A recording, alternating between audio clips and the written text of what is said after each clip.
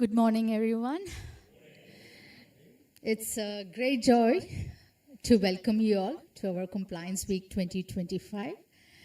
We have exciting week ahead, but before we like to invite our CEO, Philippe Mezet, and our Chief General Counsel in Compliance to unveil our ethics logo and begin this week.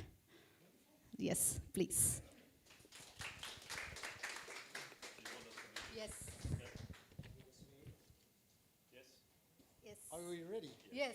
All right. Yay. Yeah, you can do it. I'd like to hear our CEO give the opening ceremony speech. Thank you.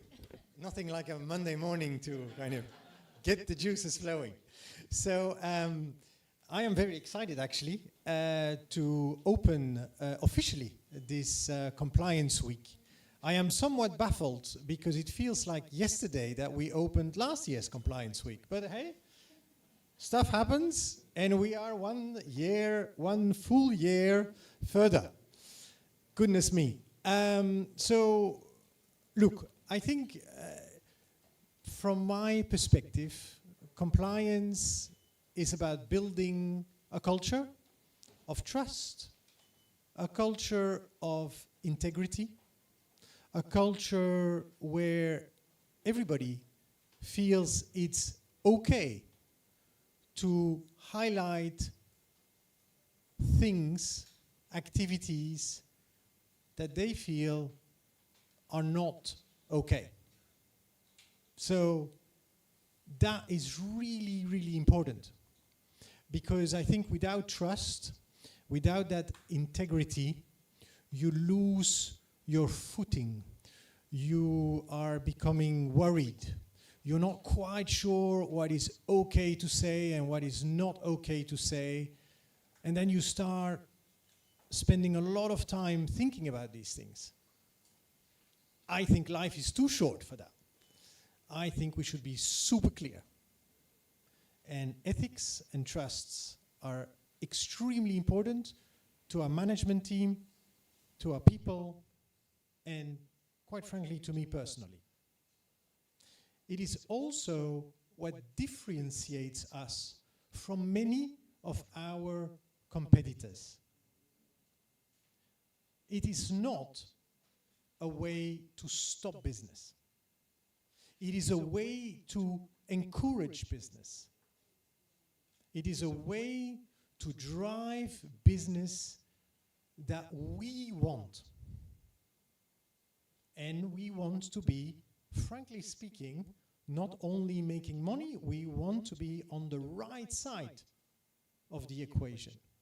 We want to be sure that when we look at ourselves in the mirror in the morning, we know that we are doing the right things and that we are helping, at the end of the day, the global economy moving forward.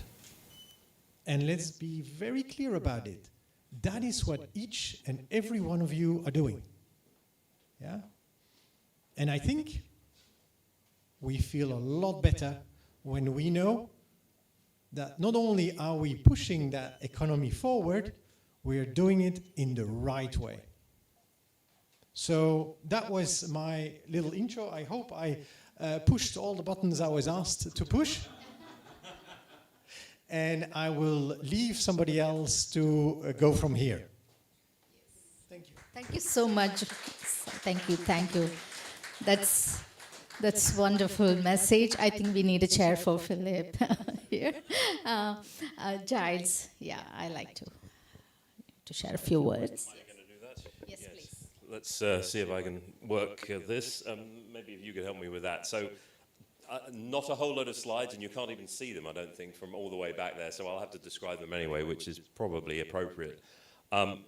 Firstly, introductions for some of you. If you do not know me, I'm Giles Stanley. I'm General Counsel and also Group Compliance Leader. I'm very proud of what we've achieved over certainly the 6 years that I've been involved with this organization. And as Philippe says, and we're going to get into in a little bit more detail here, our compliance record is how we go forward. And I think it is going to be an incredible differentiator for us. It already has been, but I think that is going to grow because maritime is maturing and compliance is a sure sign of maturity. So I just wanted to remind people of the challenge though. So MACN, as some of you may know, the Maritime Anti-Corruption Network, we are a member along with many other large maritime organizations. They estimate, and this is a very rounded estimate, that there are 50,000 anonymous whistleblowing reports of corruption in ports every year. So 52 weeks, 50,000, you can do the mathematics. We already know this because we experience this on a day-to-day basis. And it is a challenge for all of us, particularly people who are in the local ports, but also the management. And I'll get to that in the next slide. But you'll see here our mission. And our mission doesn't just cover integrity, although I highlight that. It also talks about being the best port agent or maritime service provider by innovation. And as you know from group transformation, we are very much innovating. And safety, as May has made very clear many, many times, safety is paramount in our industry going forward as well as compliance. But the fundamental thing for me is that integrity and compliance is led. It is very difficult to create that culture that Philippe just spoke about unless the leaders are shown to show it, and then it will go through the organization properly. If the leaders don't show it, you will see a non-compliant organization. So let's move to the next slide. This is quite an old slide, and don't look at the percentages, because as far as I'm concerned, I don't think they're totally accurate. But it's an iceberg. And the iceberg is meant to show the management structure of most companies, where the top management, the board, is the thin slice at the top, and then there is all of the people underneath, all the way down to the person in the port who is transacting business on a daily basis. And you'll see via this iceberg that they're suggesting that maybe most of the people at the top don't understand what's going on at the bottom. And I think that is a genuine problem in our industry, is that there's a lot of don't ask, don't tell. And I think this year we have seen maybe the beginning of a fundamental change in that area, in particular with Nick and his team and the great progress that we made back to where we once were, which was preeminent in grey ship, warship, government services work. And that has been based on our ability to communicate trust and transparency and to indicate that we are different from others who would just chase after money all the time at no cost to ethical compliance. And that's unacceptable to the company, it's unacceptable to your board, it's unacceptable to Philippe, it's unacceptable to me. And it should be unacceptable to every manager in this organization and thereby every employee and stakeholder in this organization. I'm going to end it there because that's the fundamental message for today and this week, which is managers need to live it and lead it, and if you do that, the organization will be more compliant. Thank you very much. Thank you, Giles. Thank you so much. I'd like to invite Walid, our head of MIA here. Yes. Thank you so much. Good morning, everyone. Happy Monday to everyone. I normally forget, so I wrote some notes here. So it's really a pleasure and an honor to be to open the Compliance Week with you, with such an incredible team of leaders and colleagues. This year, ethics in action, live it and lead it. Being ethical, it is not just about following the rules. It's about having the courage to do what is right, although it is hard to do.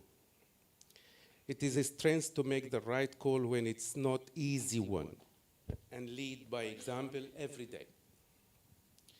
In our fast-moving world of shipping, every decision, every action reflects who we are. Integrity leads trust, trust drives success.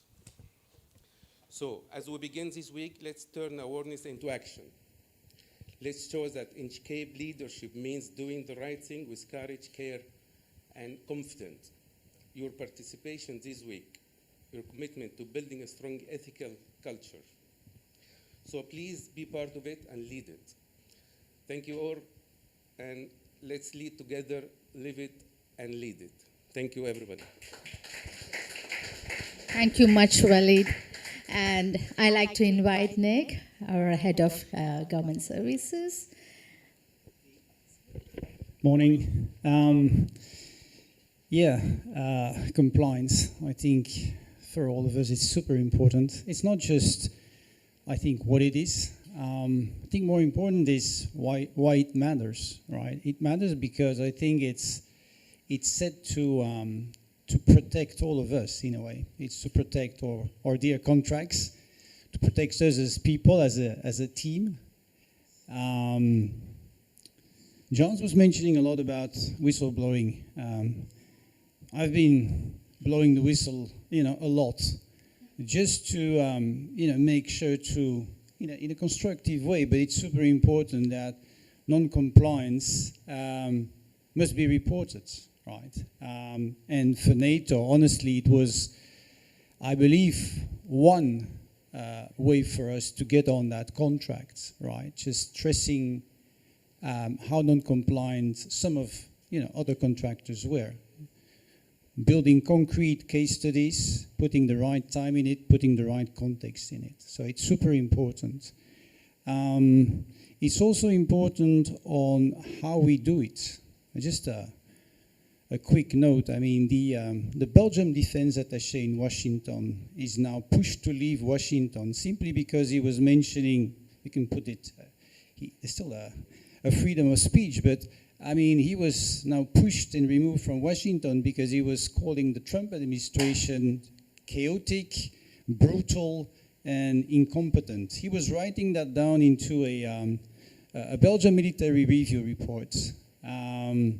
So for us, it's also important to understand the right context and to understand what we say, where we say it.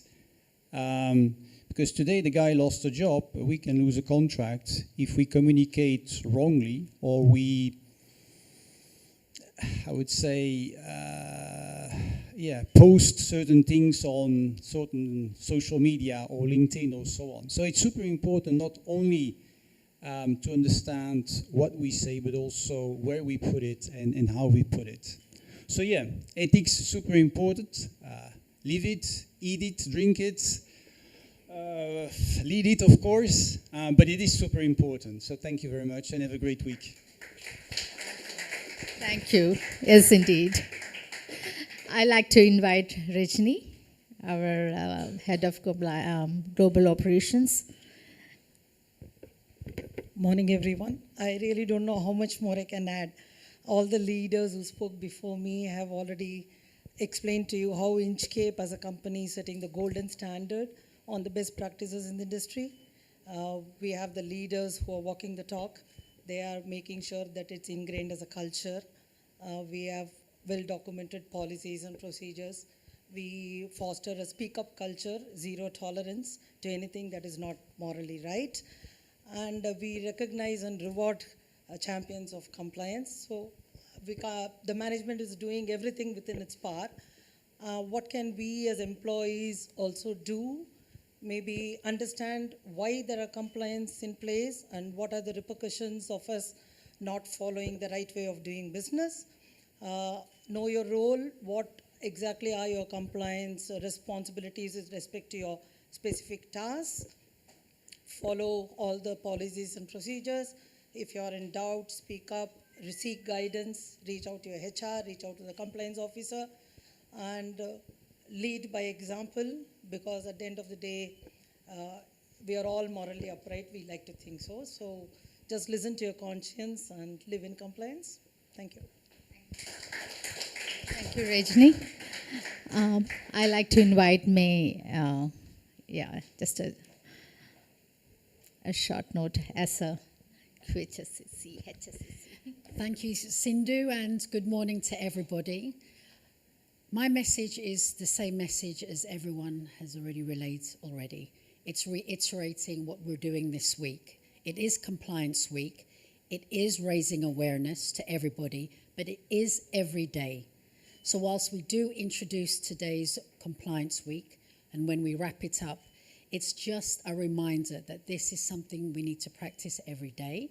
And wearing my safety hat, it also, and Giles has already mentioned that, not just talking about ethics, compliance, but also safety. When you hear our leadership talk about the importance of our values, progress, and perspective, that empowers us to enforce the rules that are set out, the values that are set out within Inchcape. So when you look behind me and you pass the strap lines and what compliance is, you can see the pictures of our colleagues wearing full personal protective equipment. This is something that we are mandating to protect ourselves, and as I've said in many of the town halls, so we can all go home safe in one piece. The speak up culture applies to everybody. You heard it from our CEO, our regional CEOs, and you hear it from all of our senior leadership team members. They mean it. It empowers you, the boots on the ground, to stop work if you think it's unsafe, if you think it's morally unacceptable and it's not aligned with our principles or our values that we uphold within Inchcape. Okay? But enjoy the week, and thank you for the opportunity, Sindhu. Thank you very much. Thank you, Ming. I'd like to invite Hege to share a few words. So good morning, everybody, and thank you for having me here to talk about what we can come across of compliance issues in sales.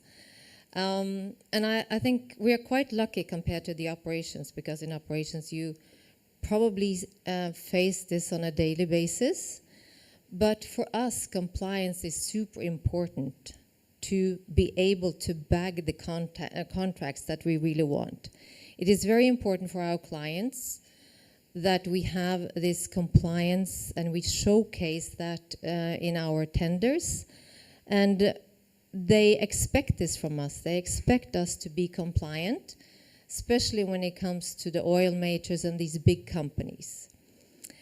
But I also want to say that we do come across some issues once in a while, and it is more related to maybe people asking for commissions, i.e. a bribe, or gifts and entertainment. And this is something that we need to balance in sales. And we have customers in Inchcape that, or we don't have them actually, because we have said no thank you, because they are asking commissions to a person, and that is not okay. If there is a commission to a company whereby we can have it as a contract, then it's okay, but never give any personal gifts to anybody. I can give you one example from that's a long time ago, and it's not in Inchcape. It's actually from the 1900s, so very long time ago. But I was working in a company, and we had a trade between North and South America. And we have a contract for used cars going in containers from Miami to Brazil. And that was a very, very lucrative contract for us. And after 1 year, the guy who was the operation manager, or our contact, he asked us to buy him a car as a token of appreciation for the contract. So obviously, we chose to say no thank you, and we lost that business. And I think that is something that we need to take into account, that we are prepared to lose business if we don't do it for the right reason. So compliance is super important for us, and it's super important for our clients, and we should always do the right thing, even if it means that we lose some business. So that's all. Thank you. It's a very valid point, Hege, definitely. Thank you so much. I'd like to invite Nanda to share a few words. Good morning, everyone. What a joy to be the 8th speaker on the same topic on a Monday morning, right? But I've always been challenged, and I'll try my best to stand up. So last week, I was a part of a customer gala event organized by Inchcape, inviting our favorite customers in Dubai.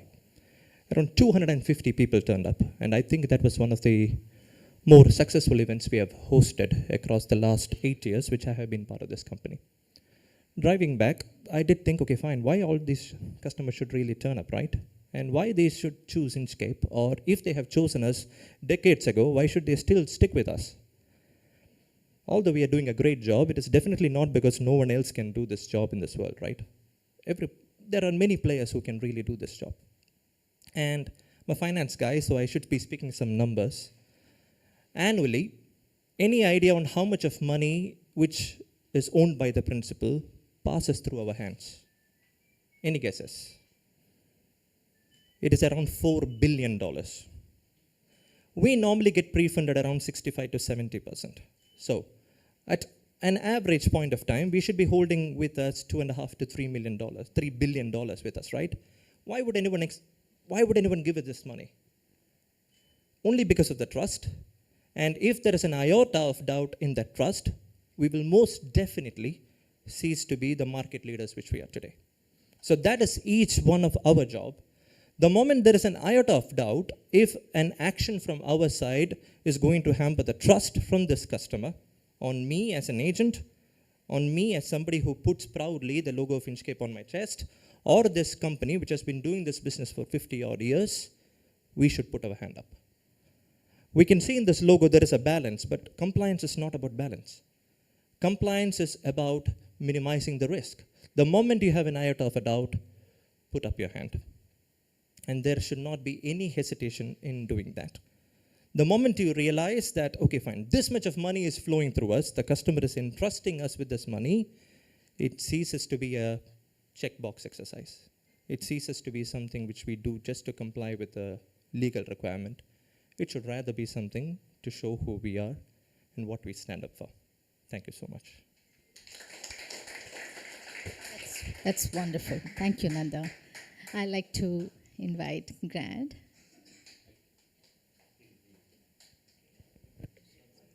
Hi. It's nice to see so many friendly faces all in the same place at one time, and I'm grateful for that. In 2047, we would have achieved 200 years at our company. And I've been in the company for 10 years, and I feel this profound sense of responsibility, conscience, and ownership to follow the compliance. In fact, I will take it to the extent where I feel like I'm a custodian of the company. And I know in my heart and my soul that Inchcape has become successful and survived so long because central to our core is that we are profoundly strong in compliance. It's our asset. It's our, as Hege said, it's our USP. It's our unique selling point. And we use it every day when we are selling and we are promoting our company because it's part of the fabric of Inchcape. And from Chile to China, and from India to Indonesia, around the world, wherever I've done port agency, 'cause I've done a lot on the ground as well, ground handling, and I've consulted 25 governments. Compliance has always been central to everything that we've done, and it's very important. Now, in another life, before Inchcape, I trained 12 fleets of cruise ships. Amongst many other things, compliance was one of the training points. So I know how the cruise industry think when it comes to compliance, because I was doing the main training for companies like, or groups of cruise lines like Carnival. And I can understand, how they think about compliance and the importance of it and how much they value it. It's not just something that's said, it's just true value. It's integrity. And in that training, I would say that human beings are four-dimensional. IQ, mental intelligence. EQ, emotional intelligence. PQ, physical intelligence. And the fourth is spiritual intelligence, SQ. And SQ is your consciousness, your conscience. And that is defined by doing the right thing when nobody is looking, and being able to act in the right way without knowing it's the right thing. And the highest manifestation of spiritual intelligence is to leave a legacy. And I believe with the 200 years of Inchcape, our legacy is compliance. That's what kept us here so long, and that's what will keep us here into the future. So my message is the same as Sindhu: live it, lead it. Thank you.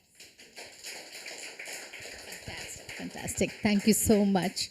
Last, not but the least, our compliance champion, Anya, will be speaking on behalf of all the champions around the globe who will be beginning their compliance week in their regions. Thank you, Sindhu.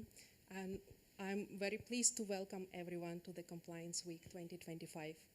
As a global head of champion and with my colleagues in other global offices, it's our pleasure and we are proud to stand before the team who believes in doing things right when someone is watching or no one is.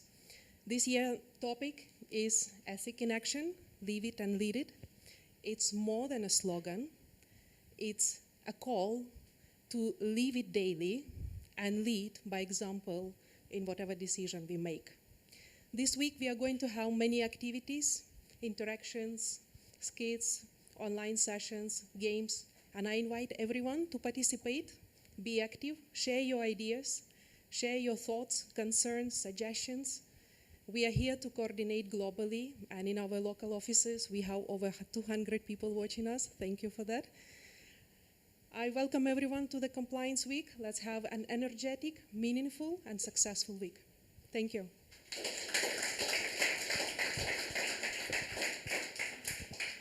Thank you so much for your time, and I don't want to hold you back anymore, but please keep your eye on all the notifications you'll be getting. We have skit competitions, and we have more than 10 enrollment online and offline. We'll be having that. And if any artist around here, please do not hesitate to show your talent through our painting competition. And we have our even a dance therapy on the final day. So people ask me why we are doing all these activities, compliance.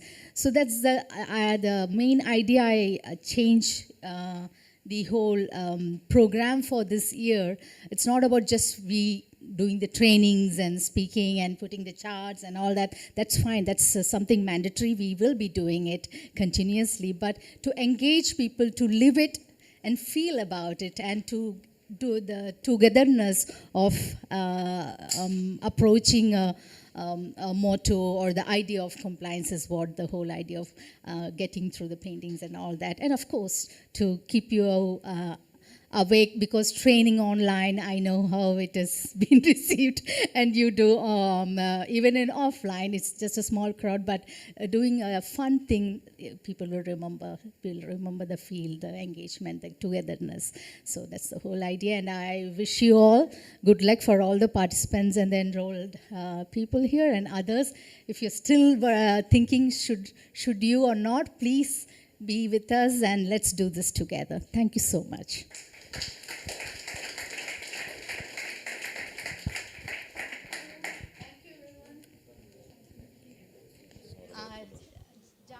Giles and Philip just they missed.